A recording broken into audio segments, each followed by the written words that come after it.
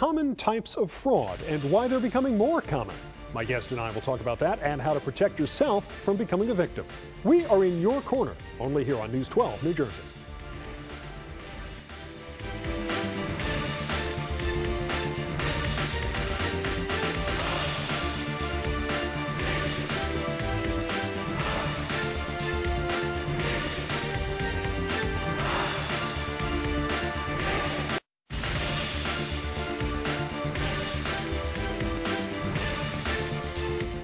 Welcome back. I'm Walt Kane, and we are in your corner. We've all heard about Bernie Madoff and his Ponzi scheme. Many of his victims lost their life savings. Here to help us avoid that kind of scheme, or really any kind of embezzlement or fraud, is James Ashe, a certified public accountant with the firm Markham LLP. James, thanks for being with us. Thank you very much.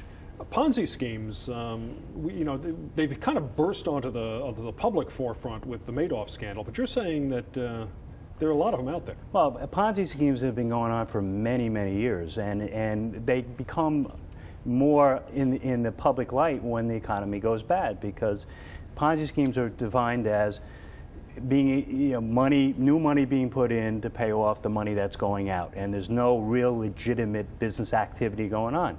So when the economy goes bad, more money's going out than money's coming in, so they fall apart. Are these illegal from day one, or do you sometimes see investors who or fund managers who think that they can get it done, then they get themselves into a hole, and the next thing you know, they're using new money to pay off old money? I would say the majority of them are ones that bust apart because the economy goes bad, and when that happens, they become Ponzi schemes because they don't want to admit the fact that they have a bad business model. Very few of them are Ponzi schemes from the beginning. They become Ponzi schemes because of pride on the ego on the part of the person. Pride and ego of the person running it. Sometimes it's consumption. That the people that are running it are spending other people's monies on personal items. Let's talk about some of the red flags to watch out for if you're afraid that an investment might be a potential Ponzi scheme. One of the things you talk about, interestingly enough, is too much trust is not a good thing. Yeah, most of the people that I see that are victims in the Ponzi schemes are people who got into them because they had family and friends that were in it. And the family and friends sold them on it. And the problem is that people say, oh, my friend Sam, he's getting a 12% return, and I'm only getting 5% on my CDs or 4% on my CDs. Sam's a smart business guy, and he's my uncle or he's my best friend.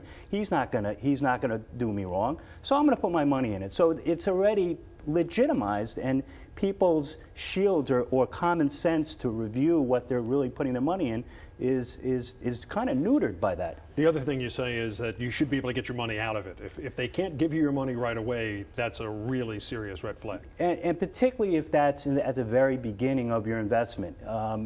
Generally speaking, Ponzi schemes are going bad when it's very, very difficult to get the money out. As I said earlier, Ponzi schemes is fresh money is covering the money that's going out. If there's no fresh money coming in, it takes longer for that person running the Ponzi scheme to give you the money. If you see that, get your money out as fast as possible, because it means that Ponzi scheme is starting to collapse. What should you be able to expect in terms of communication from the group that you're investing in?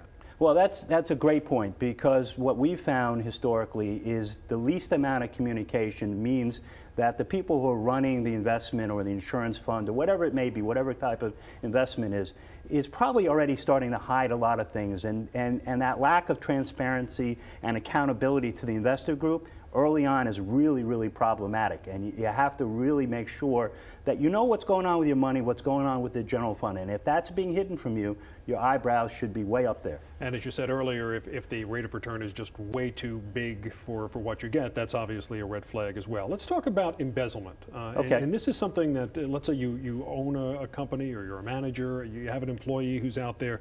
What are the things you have to watch for? What are the signs that somebody might be robbing from the company they work for? It's conspicuous. It's all the conspicuous type of things. The consumption.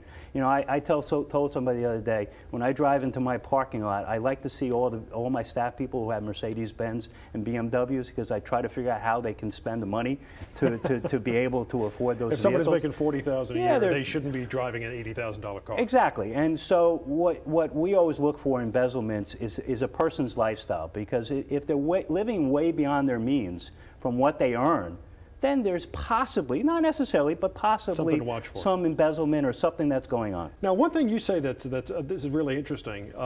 If somebody is a workaholic and they never take a day off, you might be inclined to think, boy, they're really a hard worker. But you're saying perhaps there's something else going on here. Oh, yeah. We've seen in a lot of our investigations that we do at Markham, we see that when an employee doesn't take vacation and wants to do everything, particularly as it relates to the books and records of the company, and they don't want to have anybody know what they're doing, then there's problems because they're hiding somebody their fraud. else might find it. Right, they're hiding the fact that they're paying their AmeriExpress bills to the business. They're hiding what they have control over. So they don't want to go away to allow somebody to take a look at what they've been doing.